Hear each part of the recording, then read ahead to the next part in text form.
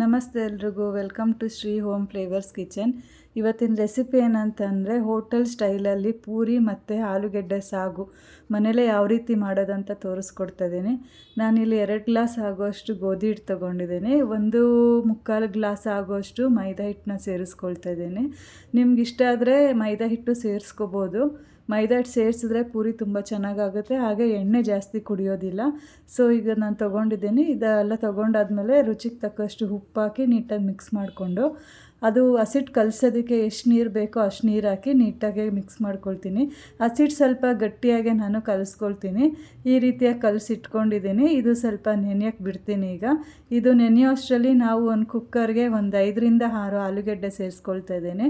So ಇದು ನೀಟಾಗಿ ಬೇಯಿಸ್ಕೊಂಡು ಇದಕ್ಕೆ ಏನೇನು ಇಂಗ್ರೀಡಿಯೆಂಟ್ಸ್ ಬೇಕಂತ ನೋಡೋಣ. ಈಗ ಕುಕ್ಕರ್ ಕುದ್ದಿದೆ. ಈಗ ಲಿಡ್ಡು ಕ್ಲೋಸ್ ಮಾಡಿ ಒಂದು 4 ವಿಷಲು ಲೋ ಫ್ಲೇಮಲ್ಲಿ ಕೂಗಿಸ್ಕೊಳ್ತೀನಿ. ಸೊ ಇದು ಫ್ಲೇಮು ಕಮ್ಮಿ ಆಗೋಷ್ಟರಲ್ಲಿ 2 ಈರುಳ್ಳಿ, 1 ದೊಡ್ಡ ಸೈಜ್ ಟೊಮೊಟೊ, 3 ಮೆಣಸಿನ್ಕಾಯಿ, ಸ್ವಲ್ಪ ಕೊತ್ತಂಬರಿ ಸೊಪ್ಪು ತೊಗೊಂಡಿದ್ದೀನಿ. ಇದನ್ನೆಲ್ಲ ನಾನು ಕಟ್ ಮಾಡಿ ಇಟ್ಕೊಳ್ತೀನಿ. ಈಗ ಕಟ್ ಮಾಡಿದಾಗಿದೆ. ಅಷ್ಟರಲ್ಲಿ ಕುಕ್ಕರ್ದು ಕೂಡ ಕೂಲ್ ಡೌನ್ ಆಗೋಕ್ಕೆ ಬಿಟ್ಟಿದ್ನಲ್ಲ, ಅದು ಸ್ವಲ್ಪ ಆಗಿದೆ. ಸೊ ಅದಾಗೋಷ್ಟರಲ್ಲಿ ಒಂದು ಬಾಣಲಿಗೆ ಒಗ್ಗರಣೆಗೆ ಎಣ್ಣೆ ಹಾಕಿ, ಸಾಸಿವೆ ಹಾಕಿ ಮತ್ತು ಮೆಣಸಿನ್ಕಾಯಿ ಹಾಕಿ ಸ್ವಲ್ಪ ಫ್ರೈ ಮಾಡ್ಕೊಳ್ತೀನಿ. ಇದೆಲ್ಲ ಸ್ವಲ್ಪ ಫ್ರೈ ಆದಮೇಲೆ ಇದಕ್ಕೀಗ ನಾನು ಕಟ್ ಮಾಡಿ ಇಟ್ಕೊಂಡಿರೋಂಥ ಈರುಳ್ಳಿ ಸೇರಿಸ್ಕೊಳ್ತೀನಿ. ಈರುಳ್ಳಿನೂ ಸೇರಿಸಿ ಸ್ವಲ್ಪ ಎಣ್ಣೆಯಲ್ಲಿ ಅದರ ಹಸಿ ವಾಸನೆ ಹೋಗೋ ತನಕ ಸ್ವಲ್ಪ ಚೆನ್ನಾಗಿ ಬಾಡಿಸ್ಕೊಳ್ತೀನಿ. ಈಗ ಇದೆಲ್ಲ ಬಾಡಿದೆ. ಈಗ ಸ್ವಲ್ಪ ಕರಿಬೇವು ಹಾಕ್ಕೊಳ್ತೀನಿ. ಈರುಳ್ಳಿ ಸೇರಿಸಿದ ಮೇಲೆ ನಾನು ಯೂಶ್ವಲಿ ಕರಿಬೇವು ಹಾಕೋದು. ಕರಿಬೇವು ಹಾಕಿ ಟೊಮೊಟೊ ಹಾಕಿ ಚೆನ್ನಾಗಿ ಫ್ರೈ ಮಾಡ್ಕೊಳ್ತೀನಿ. ಟೊಮೊಟೊ ಹಾಕಿದ್ಮೇಲೆ ಒಂದು ಸ್ವಲ್ಪ ರುಚಿಗೆ ತಕ್ಕಷ್ಟು ಉಪ್ಪು ಹಾಕಿ ಒಂದು ಸರಿ ಎಲ್ಲ ಮಿಕ್ಸ್ ಮಾಡಿ ಅದನ್ನು ಲಿಡ್ ಕ್ಲೋಸ್ ಮಾಡಿ ಲೋ ಫ್ಲೇಮ್ ಮಾಡಿ ಬೇಯಕ್ಕೆ ಬಿಡ್ತೀನಿ. ಅಷ್ಟರಲ್ಲಿ ಬನ್ನಿ, ಈ ಕುಕ್ಕರ್ದು ಕೂಡ ಪ್ರೆಷರ್ ಹೋಗಿದೆ. ಈಗ ಆಲೂಗೆಡ್ಡೆದು ಸಿಪ್ಪೆ ಎಲ್ಲ ಸುಲಿದು ಒಂದು ಪ್ಲೇಟ್ಗೆ ಹಾಕಿ ಇಟ್ಕೊಂಡಿದ್ದೀನಿ. ಹಿಂಗೆ ಒಂದು ಪ್ಲೇಟಿಗೆ ತೊಗೊಂಡ್ಮೇಲೆ ಸ್ಮ್ಯಾಶರ್ನ ಸಹಾಯದಿಂದ ಎಲ್ಲ ಸ್ವಲ್ಪ ಸ್ಮ್ಯಾಶ್ ಮಾಡ್ಕೊಳ್ತೀನಿ. ತುಂಬ ಪೇಸ್ಟ್ ಥರ ಸ್ಮ್ಯಾಶ್ ಮಾಡ್ಕೋಬೇಡಿ, ಸ್ವಲ್ಪ ಬಾಯಿಗೆ ಸಿಗೋ ಥರ ಸ್ಮ್ಯಾಶ್ ಮಾಡ್ಕೊಳ್ಳಿ. ಅಷ್ಟರಲ್ಲಿ ಇದೇನು ಟೊಮೊಟೊ ಹಾಕಿ ಉಪ್ಪು ಹಾಕಿ ಬೇಯಕ್ಕೆ ಬಿಟ್ಟಿದ್ನೋ ಅದನ್ನು ಕೂಡ ಈಗ ನೀಟಾಗಿ ಬೆಂದಿದೆ. ಇದಕ್ಕೆ ನಾನೀಗ 1 ಟೇಬಲ್ ಸ್ಪೂನ್ ಆಗೋಷ್ಟು ಅರಿಶಿನ ಪುಡಿ, 1 ಟೇಬಲ್ ಸ್ಪೂನ್ ಆಗೋಷ್ಟು ಗರಂ ಮಸಾಲ ಪೌಡರು, ಮನೇಲೇ ಮಾಡಿಟ್ಕೊಂಡಿರೋ ಅಂತಹ mutton sambar powder 2 spoon ಸೇರಿಸ್ಕೊಳ್ತೇನೆ.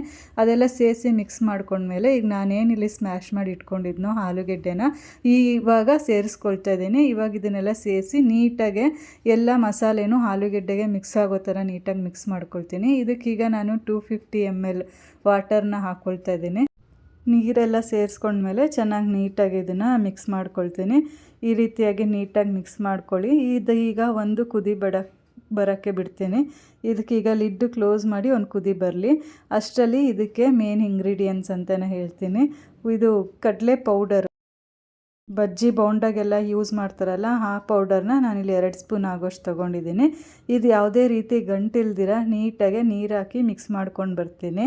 So ಈ ರೀತಿಯಾಗಿ ನೀಟಾಗೆ ಮಿಕ್ಸ್ ಮಾಡ್ಕೊಳ್ಳಿ. ನೀವು ಯಾವುದೇ ರೀತಿ ಗಂಟಿರಬಾರ್ದು, ಆ ರೀತಿ ನೀಟಾಗಿ ಮಿಕ್ಸ್ ಮಾಡ್ಕೊಳ್ಳಿ. ಸೊ ಇದೇನು ನಾನು ಲಿಡ್ಡು ಕ್ಲೋಸ್ ಮಾಡಿ ಒಂದು ಕುದಿ ಬರೋಕ್ಕೆ ಬಿಟ್ಟಿದ್ನೋ, ಸೊ ಈಗ ಇದು ಓಪನ್ ಮಾಡಿದ್ದೀನಿ. ಸೊ ಇದು ಈಗ ನೀಟಾಗಿ ಎಲ್ಲ ಕುದಿ ಬಂದಿದೆ. ಸೊ ಈಗ ನಾನೇನು ಗಂಟಿಲ್ದಿರ ನೀಟಾಗೆ ಕಲಸಿ ಇಟ್ಕೊಂಡಿದ್ನೋ ಕಡಲೆ ಹಿಟ್ಟಿನ ಪೌಡ್ರು, ಅದನ್ನು ಈಗ ಹಾಕ್ತಾಯಿದ್ದೀನಿ. ಸೊ ಇದು ಹಾಕಿದ್ಮೇಲೆ ಇದು ಕಡಲೆ ಹಿಟ್ಟೇನು ನಾವು ಮಿಕ್ಸ್ ಮಾಡಿ ಇಟ್ಕೊಂಡಿದ್ವಲ್ಲ ಅದು ಹಾಕಿದ್ಮೇಲೆ ಅದು ಸ್ವಲ್ಪ ಗಟ್ಟಿ ಆಗುತ್ತೆ ಕನ್ಸಿಸ್ಟೆನ್ಸಿ. ನಾನು ಅದೇ ಬೌಲ್ಗೆ ಸ್ವಲ್ಪ ನೀರು ಮಿಕ್ಸ್ ಮಾಡಿ ಮತ್ತೆ ಸ್ವಲ್ಪ ನೀರು ಸೇರಿಸ್ಕೊಳ್ತೀನಿ.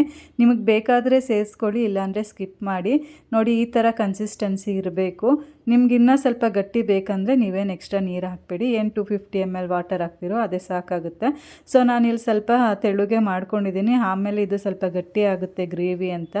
ಸೊ ಈಗ ಫೈನಲ್ಲಾಗಿ ಆಲೂಗೆಡ್ಡೆ ಸಾಗು ರೆಡಿಯಾಗಿದೆ. ನೀವು ಕೂಡ ಈ ಸಿಂಪಲ್ ರೆಸಿಪಿನ ಮನೆಯಲ್ಲೇ ಮಾಡಿ ಟೇಸ್ಟ್ ಮಾಡಿ ಹೇಗಿತ್ತು ಅಂತ ಕಮೆಂಟ್ ಮೂಲಕ ತಿಳಿಸಿ. ಇದು ಹೋಟೆಲ್ಗಿಂತನೂ ತುಂಬ ರುಚಿಯಾಗಿರುತ್ತೆ. ನೀವು ಒಂದ್ಸರಿ ಡೆಫಿನೆಟಾಗಿ ಟ್ರೈ ಮಾಡಬೇಕಾಗಿರೋಂತಹ ರೆಸಿಪಿನೇ. ತುಂಬ ಮಾಡೋದಕ್ಕೆ ತುಂಬ ಸಿಂಪಲ್ ಆದ ರೆಸಿಪಿ.